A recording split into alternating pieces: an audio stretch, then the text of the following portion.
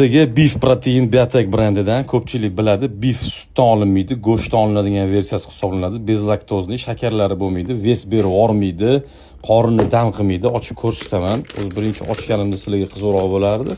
Oxirigacha ko'rayotganlar endi yaxshi narsa ko'rib qolishi mumkin. Ichida plombasi bo'ladi, ustida ham bo'ladi. USA bizga Yevropadan keladigan versiyasi, lekin zakazchik Amerika bo'ladi. Qoshiq ichida bo'ladi. Ko'rinib turibdi, yashil holatda. Sekin akkuratni qo'limni tiqib qoshiqni olishga harakat qilaman. Bitta qoshiq, bitta porsiya, merni loshkada.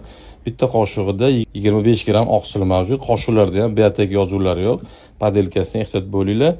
Tak USA Amerika distributor zakaz qiladi, Yevropada chiqadi. Palma yog'lari yo'q. Hamma protein ko'pchilik mahsulotida palma yog' qo'shiladi ko'p holatlarda. Tak 30 gram bitta porsiyasi hisoblanadi, 60 ta porsiya. Quruq muskul o'stirishga. Kaloriyalari past, yog'lari juda ham past. Bu degani shu bellarga, qorinlarga yog' berib yuborish ehtimoli juda kam. Kokosli shokolad versiyasi hidi ham o'ziga yarasha hammaga taklif qilib qolaman.